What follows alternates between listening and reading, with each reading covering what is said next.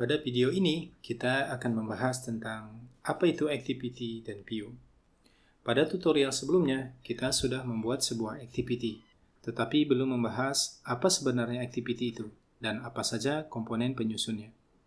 Activity adalah nama yang digunakan oleh Android untuk menyebut screen atau layar atau tampilan tatap muka. Jadi, activity dapat diartikan sebagai sebuah screen yang memiliki fungsi tertentu. Misal, login activity berarti screen untuk login. Form activity berarti screen berupa form. List activity yaitu screen yang mengandung list dan sebagainya. Sebuah screen pada aplikasi Android umumnya tersusun atas dua buah file, yaitu satu file source code dan satu file layout. File source code menggunakan bahasa pemrograman Kotlin dan berfungsi sebagai controller. Setiap action kan didefinisikan pada file ini, sedangkan file layout merupakan file XML yang berfungsi sebagai view. File XML ini mendefinisikan tampilan tatap muka dari screen tersebut. Kedua file tersebut, yaitu file Kotlin dan file layout, secara bersama-sama menyusun sebuah screen yang fungsional. Sebagai contoh, terdapat sebuah screen berupa form berikut. Tampilan tatap muka pada screen ini, yaitu field nama dan button OK, didefinisikan oleh file XML berikut. Sedangkan action ketika button diklik, didefinisikan oleh file Kotlin. Baik, sekarang kita buka file mainActivity.kt. File ini merupakan file source code yang di-generate oleh Android Studio pada saat pertama kali kamu membuat project. Activity ini dihubungkan dengan sebuah file layout, yaitu activitymain.xml. File layout activitymain.xml otomatis dibuatkan oleh Android Studio pada saat kita membuat activity baru menggunakan template empty-views activity. Untuk memperkuat pemahaman, kita akan coba hapus file activitymain.xml tersebut, kemudian membuat file layout baru secara manual. Untuk menghapus file activitymain.xml, klik kanan pada file activitymain.xml, kemudian pilih delete. Silakan klik kanan pada folder layout, kemudian pilih new, lalu pilih layout resource file. Akan muncul pop-up window new resource file. Pada window ini, kamu bisa mengatur spesifikasi dari file layout yang ingin kamu buat. Silahkan ketik nama file yang sesuai. Kamu bebas menggunakan nama file apa saja, tetapi tidak boleh mengandung spasi dan karakter khusus. Akan tetapi, akan lebih baik jika kita mengikuti format standar penulisan file layout. Formatnya adalah activity_nama. Nama file layout selalu diawali dengan activity dan menggunakan huruf kecil. Antar suku kata dipisah dengan garis bawah atau underscore. Contoh, activity_main, activity_test, activity_detail, dan lain-lain. Selain itu, nama dari file layout sebaiknya sesuai dengan nama activity. Pada kasus ini, kita ingin membuat file layout untuk activity main activity. Maka, nama file layout yang sesuai adalah activity_main. Jadi, gunakan activity_main sebagai file name.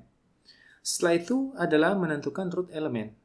File layout merupakan file XML yang terdiri dari kumpulan elemen-elemen dan tersusun menjadi pohon elemen atau tree. Root element merupakan elemen pertama dari pohon elemen tersebut. Root element umumnya berupa root dengan tipe container. Kita akan menggunakan linear layout sebagai root element. Linear layout akan dibahas lebih detail pada tutorial berikutnya. Di bagian bawah terdapat beberapa qualifier yang dapat kamu gunakan. Qualifier berguna jika kamu ingin menargetkan file layout pada spesifik device property. Misal, kamu ingin membuat file layout khusus untuk layar landscape. Kamu bisa menggunakan qualifier layout direction, kemudian pilih landscape pada screen orientation. Pada tutorial ini, kita tidak akan menggunakan qualifier. Jadi, kembalikan qualifier seperti semula, kemudian klik OK. Setelah selesai, akan muncul file activity main di dalam folder layout. Double klik untuk membuka file tersebut, akan muncul halaman XML editor. Pada halaman ini kamu dapat melakukan modifikasi terhadap file layout. XML editor memiliki 3 mode, yaitu kode, split, dan design. Pada mode kode, kamu bisa menggunakan kode untuk menambahkan komponen. Mode ini cocok jika kamu telah familiar dengan tag XML untuk berbagai macam komponen pada Android. Pada mode split, layar akan terpecah menjadi 2, yaitu kode dan desain. Mode ini cocok jika kamu ingin melihat preview secara live dari kode XML yang kamu tuliskan. Sedangkan mode desain cocok untuk pemula dan belum mengenal secara mendalam kode XML untuk komponen-komponen pada Android. Baik, untuk saat ini kita akan coba menggunakan mode desain. Pada mode desain, di bagian kiri terdapat palet. Palet merupakan kumpulan dari komponen Android yang bisa kamu gunakan. Jika layar palet terlalu kecil, kamu bisa mengubah ukuran layarnya dengan memposisikan kursor pada garis batas. Kemudian klik dan tahan, lalu geser ke kiri dan ke kanan. Setelah mendapatkan ukuran yang sesuai, kamu bisa melepas kliknya. Android Studio membagi komponen pada palet ke dalam beberapa kategori, yaitu Common, Text, Buttons, Widgets, Layouts, Container, Helpers, dan Google. Pada kategori Common, terdapat beberapa komponen yang umum digunakan dalam aplikasi Android, seperti Text View, Button, Image View, Recycler View, Fragment Controller, Scroll View, dan Switch. Kita akan membahas komponen ini secara mendetail pada tutorial berikutnya. Pada kategori teks terdapat beberapa komponen teks seperti plain text, password, email, font, dan lain-lain. Kemudian pada kategori buttons terdapat beberapa jenis button yang bisa kamu gunakan seperti button, image button, checkbox, radio group, dan yang lainnya. Kemudian untuk kategori yang lain, kamu bisa mengeksplor sendiri nantinya. Kita tidak akan membahasnya satu persatu.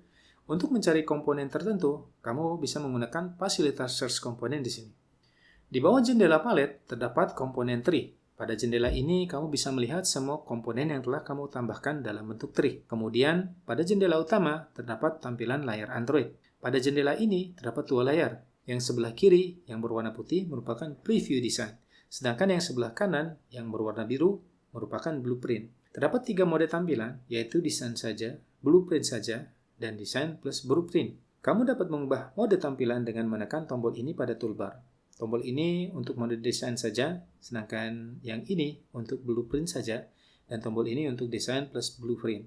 Agar lebih leluasa, kita gunakan mode desain saja. Untuk menambahkan komponen pada mode desain, kamu bisa melakukan drag and drop komponen tersebut ke dalam layar. Baik, kita coba tambahkan satu komponen, yaitu plain text. Klik kategori teks, kemudian drag plain text ke dalam layar. Hasilnya akan terlihat seperti ini. Komponen plain text biasa digunakan untuk menerima input teks dari user. Untuk melihat atribut pada komponen ini, kita bisa klik pada komponen, kemudian klik tab atribut di sini. Kita dapat melihat semua atribut dari komponen plain text dan bisa merubahnya sesuai kebutuhan. List atribut dari setiap komponen mungkin akan berbeda antara komponen yang satu dengan yang lain. Baik, sekarang kita akan menghubungkan file layout activity main.xml dengan file main.activity.kt. Buka kembali file main.activity.kt, kemudian ketikkan kode untuk menghubungkan file layout dengan activity, yaitu setContentView. Fungsi setContentView membutuhkan satu buah parameter, yaitu file layout. Untuk mengakses file layout dari dalam activity bisa melalui variabel R atau resource. Variabel R merupakan variabel yang di-generate oleh Android Studio secara dinamis. Melalui variabel R, kita bisa mengakses seluruh file yang ada di dalam folder resource, baik layout, ID, atribut, color, drawable, dan yang lainnya. Ketik titik setelah huruf R, maka Android Studio akan menampilkan beberapa pop-up autocomplete. Untuk mengakses file layout, pilih layout, kemudian tekan tab atau enter. Setelah itu ketik titik, kemudian akan muncul pop-up lagi. Pilih activity main dan tekan tab atau enter. Sampai tahap ini, kita telah berhasil menghubungkan file activity dengan file layout. Langkah selanjutnya adalah menjalankan aplikasi untuk melihat apakah kode tersebut sudah berjalan dengan baik atau belum. Klik Run App untuk menjalankan aplikasi pada virtual device. Baik, aplikasi telah berjalan pada virtual device dan terlihat bahwa layar dari main activity sudah berganti dengan komponen plain text yang tadi ditambahkan ke dalam file layout. Sekarang, kita akan coba menambahkan satu buah komponen lagi. Buka kembali file layout activity main.xml, klik kategori common pada palet, kemudian drag komponen button ke layar, sehingga berada di bawah edit text. Selanjutnya, klik pada komponen edit text, lalu buka tab atribut dan kosongkan atribut text. Kemudian isi atribut hint dengan teks isi nama. Hint merupakan text placeholder yang akan hilang ketika user melakukan input pada edit text.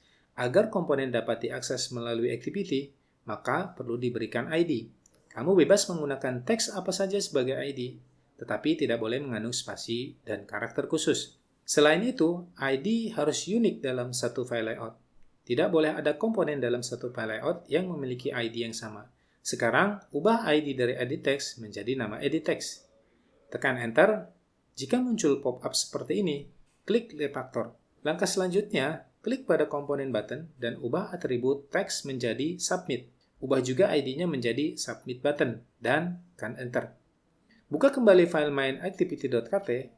Untuk mengakses komponen di file layout dari activity, kamu bisa menggunakan fungsi find view by ID. Caranya adalah dengan membuat sebuah variabel baru dengan tipe edit text, yaitu file nama edit text, .2 edit text. Pada saat menuliskan edit text akan muncul pop-up autocomplete. Pastikan kamu menekan enter atau tab. Tujuannya adalah agar Android Studio melakukan import library untuk objek tersebut. Jika tidak, kamu harus menuliskan statement import secara manual.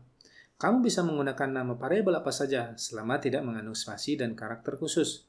Untuk keseragaman, kita samakan nama variabel dengan ID dari edit text yang ingin diakses. Selanjutnya adalah melakukan assign variabel tersebut dengan view by ID.